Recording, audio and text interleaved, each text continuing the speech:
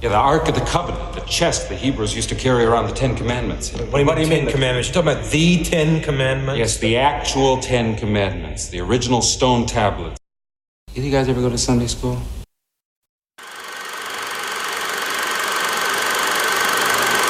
Welcome to today's show. My name is John. As always, you can subscribe to the show on Apple Podcasts, formerly known as iTunes, or follow the links to social media in the podcast show notes. So please subscribe when you're finished listening. You can also go to classicmovierev.com to read notes, bios, and other random movie thoughts. You know what else you can get there? A link to the ABCs of film noir. Yeah, my book is finally out. Go over to Amazon and check it out. Follow the links in the show notes. Follow the links on the websites. I really appreciate your support. Today's movie is Raiders of the Lost Ark, 1981. This movie is rated a very impressive 8.5 on IMDb.com and a super impressive 95% on the Tomato Meter and 96% audience approval on RottenTomatoes.com. So, not too shabby. Film critic Roger Ebert said, Raiders of the Lost Ark is an out-of-body experience, a movie of glorious imagination and breakneck speed that grabs you in the first shot, hurdles you through a series of incredible adventures, and deposits you back in reality 2 hours later, breathless, dizzy, wrung out, and with a silly grin on your face. I'll take that as 2 big old thumbs up. Just so we're crystal clear, this is nothing like real archaeology, except punching Nazis. Also, another clarification. I did not go into archaeology because of Indiana Jones. I started in archaeology around 1986. While Jones wasn't the cause, he sure made it cooler to be an archaeologist. Actors. Right, and I'm a Shakespearean actor. Karne Allen is awesome as Marion Ravenwood. Allen was first covered in episode 96, Scrooged, 1988. Denham Elliott played the bookish museum administrator, Dr. Marcus Brody. Elliott was covered in episode 164, The Razor's Edge, 1984. Terry Richard showed up again, this time as an Arab swordsman. Richard was first covered in High Road to China in 1983. Harrison Ford played the main role as an archaeologist, Indy or Indiana Jones. Harrison Ford was born in 1942 in Chicago. This makes one of his lines from Hanover Street 1979 funnier. Ford is the highest grossing actor of all time as of 2018. He has made some of the most important, iconic, and culturally known films ever. However, he has made more than his share of dogs. Ford was a Life Scout and remains active in conservation.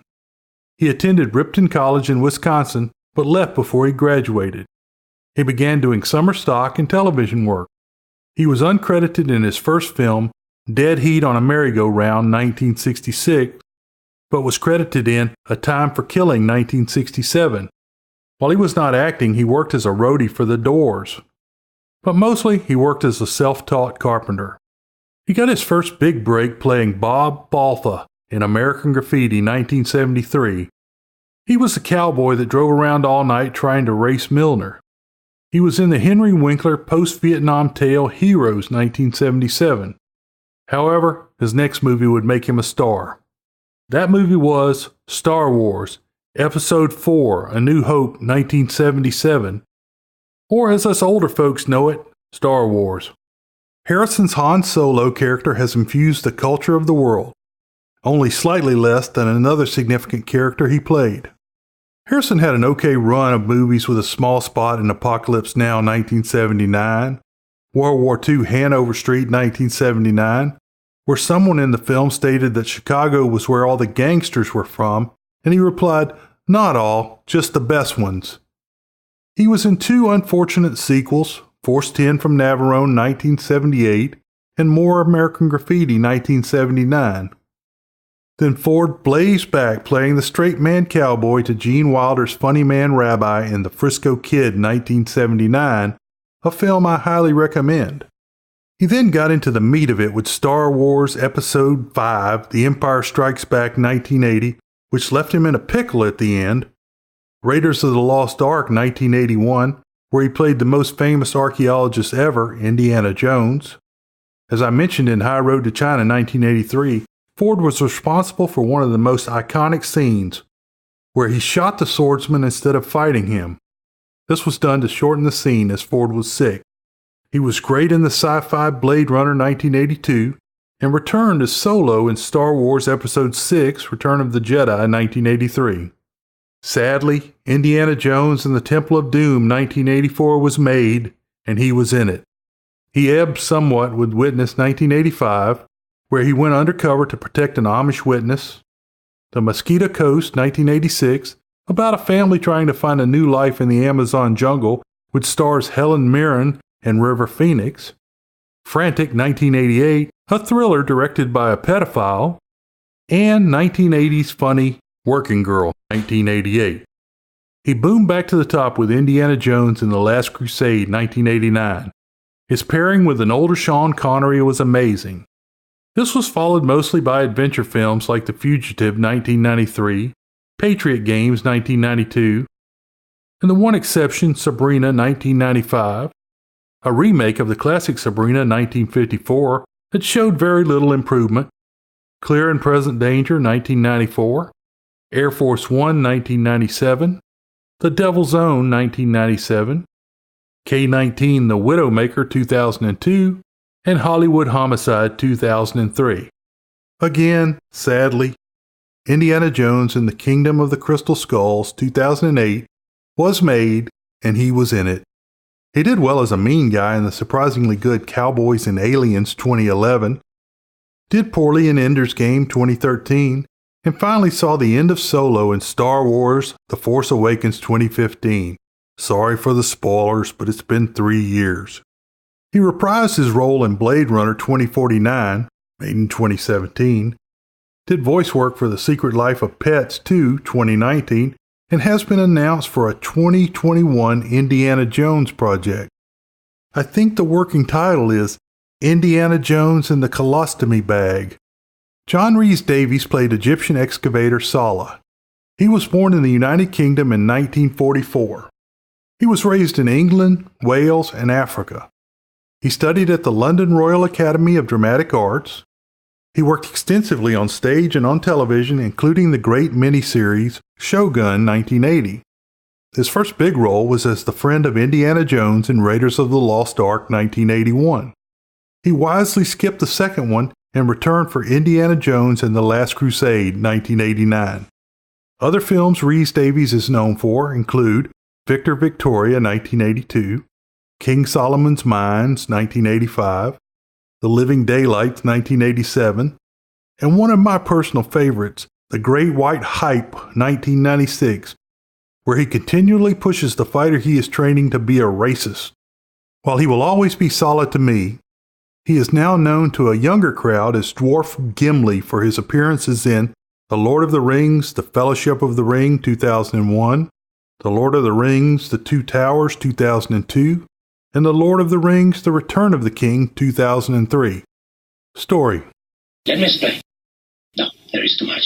Let me sum up. The movie begins with a group of men walking in the South American jungle in 1936. When one of the brush cutters exposes a statue, all but 3 men run away. The leader of the group pulls a blow dart from a tree. One of the men, Satipo, Alfred Molina, tastes the poison and announces that the Javitos Indians are near. The leader of the group stops and consults his map. The third member of the group pulls out a gun. The leader turns and bullwhips the gun out of the man's hand. The gunman runs away into the jungle. The leader of the group is Dr. Indiana Jones, Harrison Ford. Indy and Satipo continue until they find a temple entrance. Satipo warns against going inside, but Indy, who knows that his competitor Forstall was killed inside, enters anyway. The 2 men enter and move through spider webs. Large groups of tarantulas drop on them. Indy calmly removes them with his whip. There's a beam of light shining into the passage, and Indy says to stay out of it. He puts his hands in the light, and spikes come out of the wall with the rotted remains of Forstall. The 2 men swing across a large hole using a bullwhip. Indy then sees a large golden statue. It was Harry. There's nothing to fear here. That's what scares me.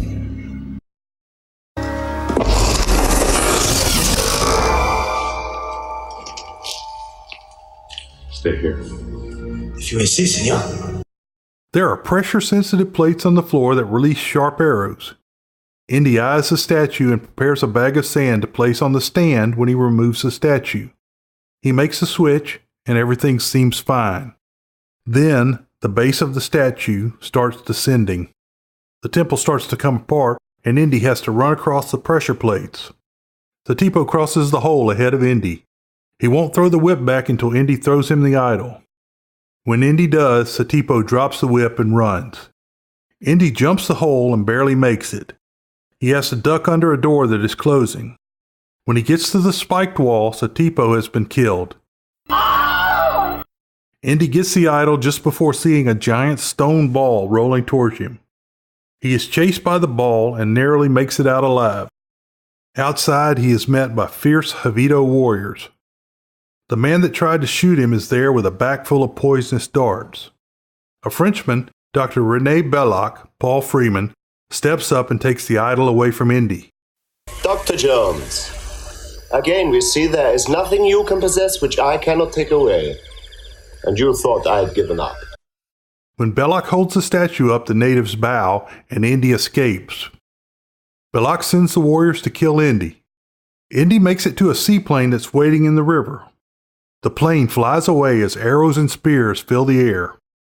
Indy gets in and there is a snake in the plane. It's the only thing Indy fears. Indy returns to his class and all the young girls love him. After class, Dr. Marcus Brody, Denham Elliott, comes to see Indy about his adventures. Brody has brought 2 government agents with him. They are questioning him about an intercepted Nazi message that mentions Indy's old professor, Abner Ravenwood, and the staff of Ra. Tanis development proceeding. Acquire headpiece, staff of Ra, Abner Ravenwood, U.S. Nazis have discovered Tanis. Yeah, the Ark of the Covenant, the chest the Hebrews used to carry around the 10 Commandments. What do you mean, Commandments? You're talking about the 10 Commandments? Yes, the actual 10 Commandments, the original stone tablets. Did you guys ever go to Sunday school? The Nazis are excavating Tanis and looking for the Israelite Ark of the Covenant, which contains the remains of the 10 Commandments. It may also be a weapon. The U.S. government pays Indy to travel to Asia looking for Ravenwood and the staff of Ra.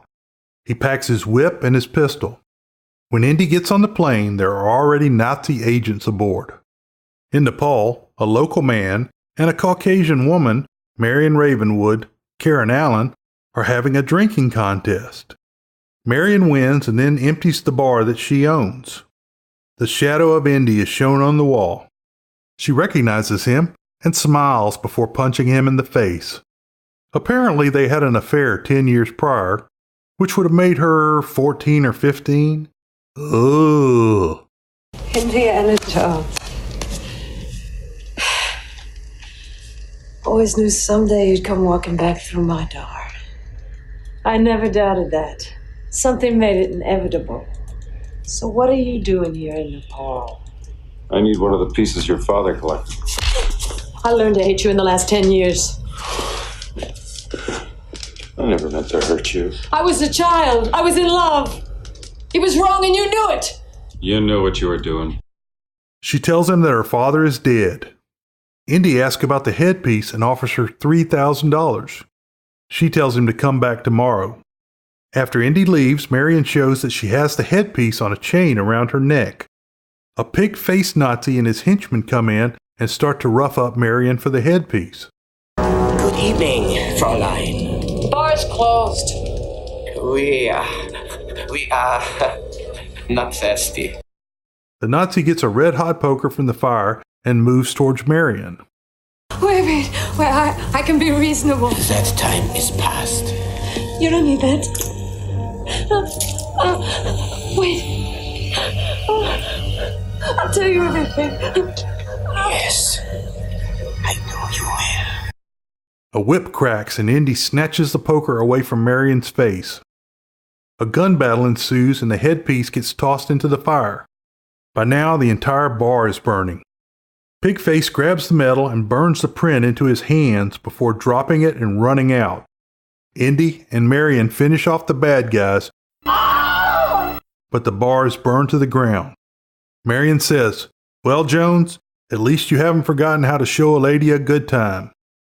The pair travel by plane to Cairo, where they stay with Indy's old friend, Sala, John Rhys Davies, who just happens to work on the Tanis excavations. Belloc is one of the chief excavators. Sala says the Nazis have found the map room and may be close to discovering the Well of Souls. Nazis and their agents are watching Indy and Marion's every move. They send a team of black-hooded assassins to attack Indy.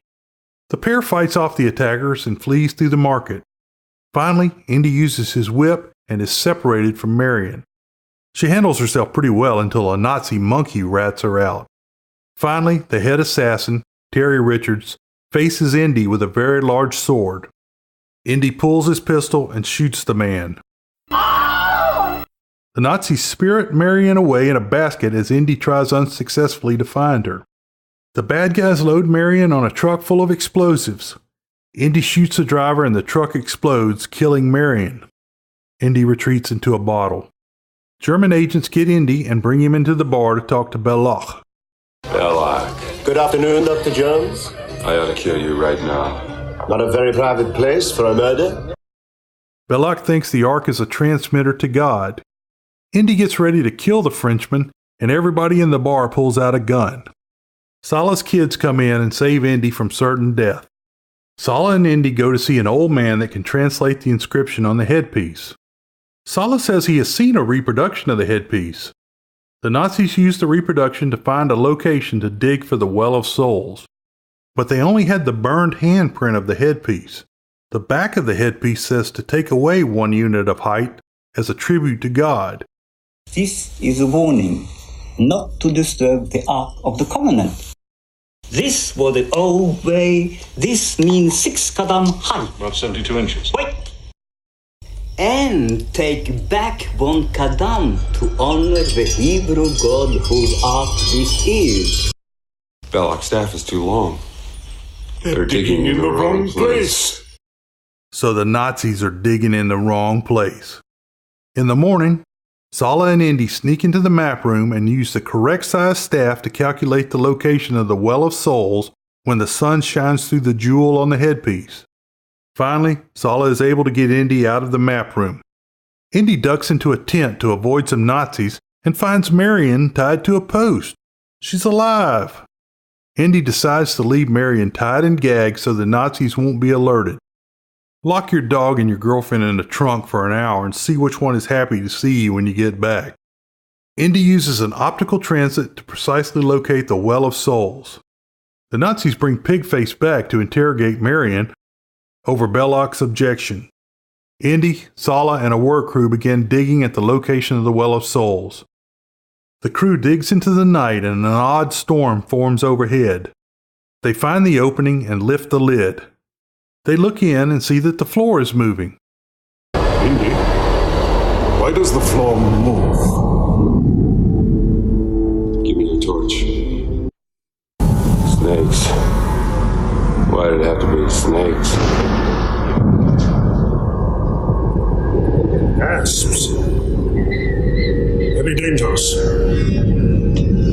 You go first. They drop a torch and the room is full of snakes. Back at Belloc's tent, he is trying to get all sexy with Marion. He gives her a fancy dress to wear. She plays Belloc pretty well and steals a knife. Back at the Well of Souls, Indy is lowered into the pit of snakes. He pumps gas onto the snakes and sets a large number of them on fire. Back at the tent, Marion is using her superior drinking skills. Sala and Indy lift the top off the box containing the Ark. R2-D2 and C-3PO from Star Wars 1977 are carved on the wall of the Well of Souls and are shown 2 times in this scene. Marion is using the mating call of the Southern Belle.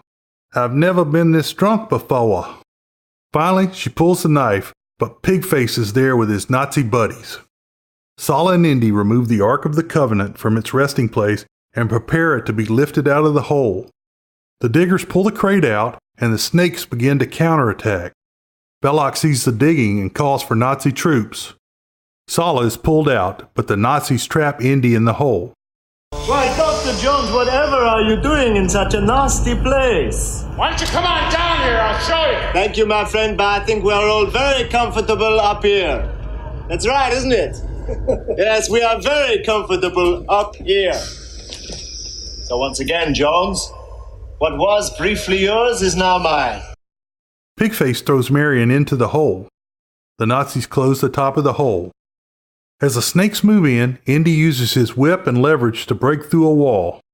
They are safe from the snakes, but they are in a catacomb full of dead and decaying bodies. Indy finds the way out. From their escape hole on the side of the temple, they see a Nazi plane that is to be used to transport the Ark. Indy is discovered, and he beats down a Nazi or two until a supersized Nazi comes out and challenges him to a fist fight. Marion pulls the chock on the plane, and it starts to move in a circle with Marion trapped inside. She does some fancy Nazi shooting herself. The two men continue to fight as fuel leaks onto the ground. Big Nazi gets zapped by the propeller. Indy gets Marion out of the plane before it blows. The Nazis have the Ark crate marked with a swastika. Sala finds Indy and Marion and tells him the Ark is being loaded onto a truck. The locals try to stop the Nazis, but they can't. Indy sends Sala and Marion back to Cairo, and he follows the truck on a horse. Indy leaps on the truck and overpowers the Nazi driver. Indy wipes out a bunch of Nazi vehicles. Finally, the Nazis in the back of the truck start climbing towards the cab. He loses most of them, but one Nazi makes it through and shoots Indy in the arm. Another Nazi goes over the top of the truck and throws Indy out the front windshield. To keep from being crushed, he has to slide under the truck. This is the same stunt that was done on a stagecoach in Stagecoach 1939. Anyway, Indy comes back over the top and gets control of the truck again. Indy runs Belloc, Pigface, and his company off the road. In Cairo, the truck with the Ark is driven into Omar's garage, and a fake street scene is set up to fool the Nazis. Sala loads Marion and Indy on a cargo boat with the Ark and a captain he trusts, Katanga, George Harris. Indy and Marion get some time alone. Indy is beaten and sore, and he says it's not the age but the mileage before he passes out. Not the man I knew 10 years ago. It's not the years. It's the mileage. In the hold of the ship, the swastika and other Nazi symbols are burned off the crate from the inside. Indy wakes when he hears the ship's engines have stopped. A Nazi U-boat has stopped the ship. The Nazis take the Ark and Marion off the ship, but they can't find Indy. Katanga tells the Nazis that he killed him. When the Nazis leave, the people on the ship can't find Indy. Finally, they see him climbing onto the U-boat. The U-boat travels to an island south of Greece. Indiana is still hidden, and Marion is with Belloc. Belloc has an area prepared in Jewish tradition to open the Ark. Indy sneaks into the ceremony area and prepares to destroy the Ark with a Panzerfaust, a German type of bazooka. Indy says all he wants is Marion. Belloc bluffs Indy because he knows he won't destroy the Ark. Hello? Jones? Jones? I'm gonna blow up the Ark, Renee. Your persistence surprises even me. You're gonna give mercenaries a bad name. If we refuse, then your Fuhrer has no prize. Okay, stand back. All of you, stand back. Stand back. Okay, Jones. You win. Blow it up. Yes, blow it up! Blow it back to God. All your life has been spent in pursuit of archaeological relics. Inside the Ark are treasures beyond your wildest aspirations. You want to see it open as well as I. Belloc says your life has been spent in pursuit of archaeological relics. Indy puts down the weapon and is captured. That night, Belloc dresses as an Israelite priest and begins reciting. Indy and Marion are tied to a post. The Nazis open the Ark, and it appears to be just sand inside. Pigface laughs hysterically. Suddenly, Electricity begins to crackle and the lights blow out. A low hum is heard, and an image begins to rise from the Ark as a mist spreads among the Nazis. Indy tells Marion to keep her eyes closed. Fast spirits begin flying among the men. Belloc looks at one of the spirits and says it's beautiful, just before it takes on the face of a demon. A beam shoots out of the Ark and kills all of the Nazis. Pigface and the head Nazi melt, and Belloc's head explodes. The spirits flow to heaven and everything snaps back into the Ark. Dang, even God hates those Nazis. Indy gets the Ark back to America and the government takes it away from him. They lock it away in a huge storage area and say they have top men working on it. Done your country a great service, we thank you. And we trust you found the settlement satisfactory. Well, the money's fine. The situation is totally unacceptable. Well, gentlemen, I guess that just about wraps it up. Where is the Ark? I thought we'd settled that. The Ark is somewhere very safe. From whom? The Ark is a source of unspeakable power, and it has to be researched. And it will be, I assure you, Dr. Brody, Dr. Jones. We have top men working on it right now. Who? Top men. Top men. Marion's looking good and is happy with Indy. World famous short summary. You go into archaeology for 2 reasons: to find treasure and to punch Nazis. I hope you enjoyed today's show. I really appreciate you spending the time listening. You can find connections to social media and email on my site at classicmovierev.com. There are links in the podcast show notes as well. Remember, this show is completely free and independent. All that I ask is that you jump over to Apple Podcasts and give me a review. It really helps the show get found. And don't forget, you can get the ABCs of Film Noir on Amazon now in Kindle or paperback. Beware the Moors.